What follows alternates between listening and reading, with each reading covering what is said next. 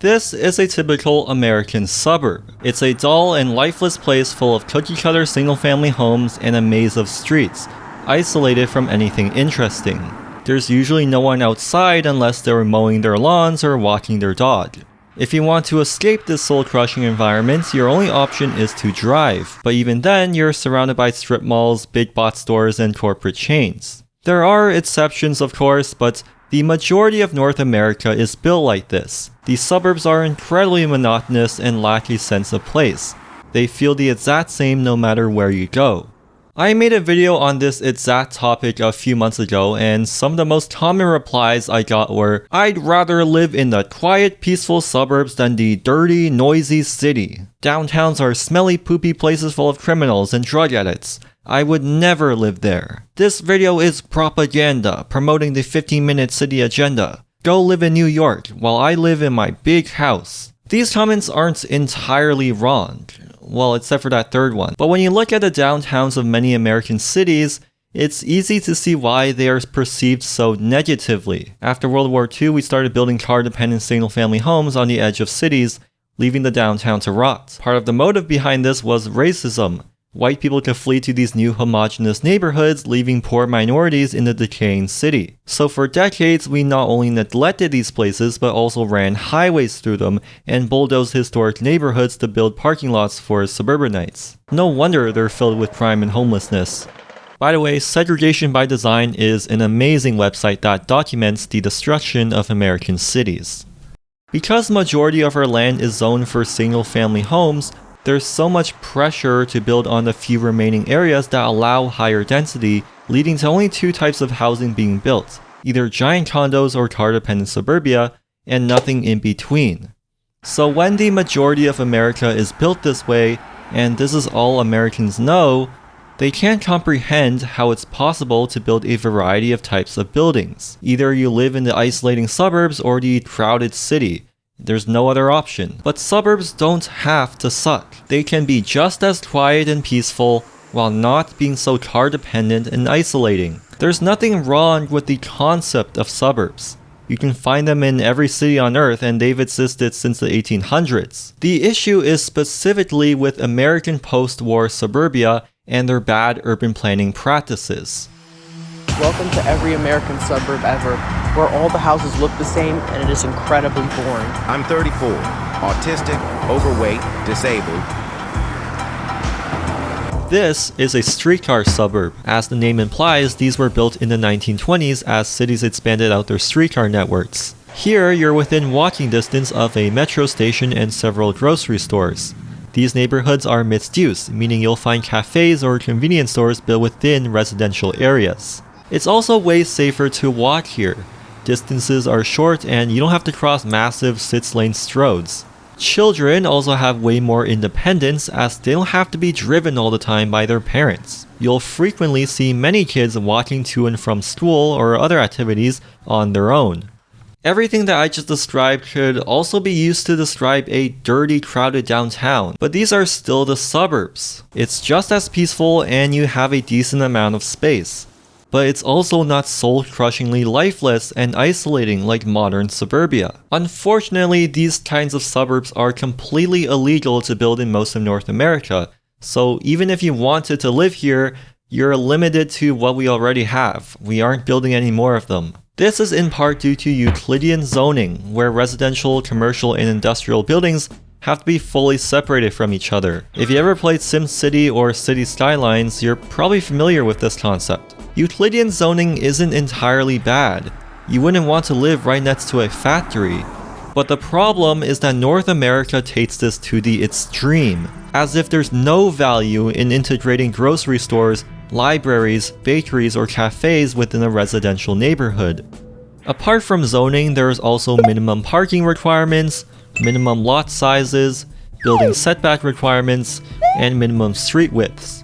All of this means that anything you do requires a car to get to, so your lifestyle primarily consists of driving to work, running errands, and driving back home. And it's not like these are nice places either. The typical commercial block consists of box stores and strip malls surrounded by seas of asphalt. No one wants to be in these places or spend time here. You just get in, do your thing, and leave as soon as possible.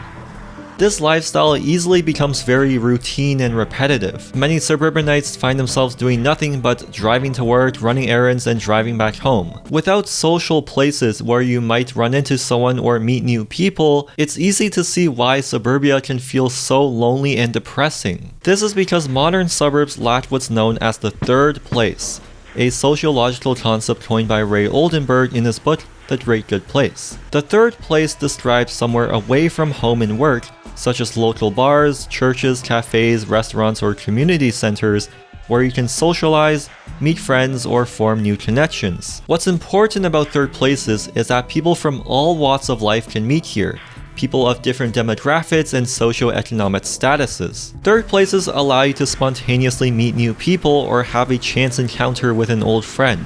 They let you form lots of weak ties or acquaintances, which can land you a job or other opportunities you wouldn't otherwise have. Being familiar with your local neighbors also strengthens community trust. An American Community Life survey found that 81% of Americans with third places trust their neighbors, compared to just 68% who don't have third places. However, due to our zoning laws, these suburbs prohibit any third places from being built, but suburbanites will try to recreate them anyways. You might invite friends over to your backyard or join a private social club, but these lack the spontaneity of a true third place. You're very unlikely to spontaneously bump into someone new or have chance encounters with people.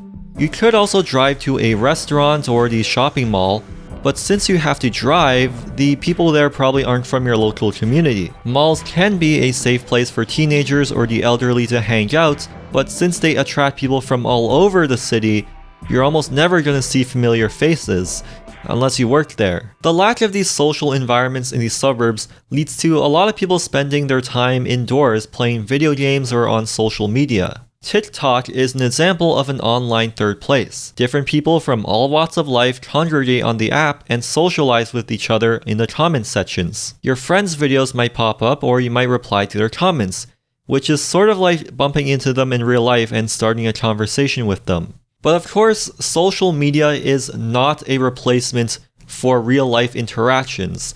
And do I really need to explain why? Third places are disappearing. In 2021, only 56% of Americans say they have a local spot that they can visit regularly, compared to 67% in 2019. And those that still have third places generally live in denser walkable neighborhoods rather than car-dependent suburbia. Look, Streetcar Suburbs may not be for everyone, but it's the small details that makes these neighborhoods so much nicer, but are stripped away from modern suburbia due to our laws and restrictions. For example, look at these back alleyways which provide a safe place for children to play or for hosting community events. Or these adorable, safe, car-free paths that lead to a small park surrounded by houses. Despite all of this, there will still be people out there who say they prefer living in these modern suburbs, and that's completely fine. But you have to justify why our zoning laws make them the only thing we can build. Everyone has different preferences, but are you really saying that majority of all Americans want to live in these car-dependent suburbs with no third places? Or is it the more likely scenario where they're forced to do so because that's their only option apart from a tiny expensive apartment downtown? Many suburbanites also cite access to nature as a benefit of living in the suburbs. And while that may be true, perhaps our cities would be closer to nature if our suburbs were denser and didn't sprawl so far out in the first place.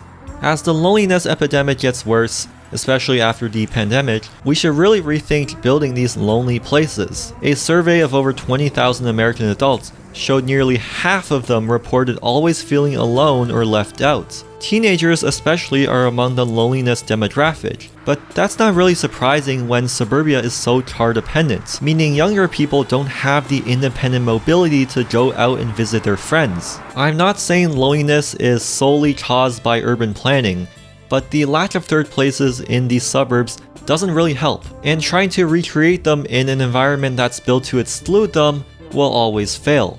The built environment plays a huge role on your mental health, and living in car-dependent suburbia is incredibly depressing. But once again, this doesn't mean everyone has to live in Hong Kong or New York City. In fact, as many people pointed out, these places can be just as lonely. We instead need to update our ancient zoning laws to allow certain businesses to open in residential areas. We also need to allow more types of housing to be built apart from just skyscrapers and single-family homes. This is not about cities versus suburbs, it's about integrating third places and better land use into our built environments so that socialization is accessible to everyone, even if you don't drive. Making these suburbs less depressing does not have to sacrifice peacefulness, safety, or whatever. By having better land use and changing the types of buildings that dominate our landscape, we can make suburbs that don't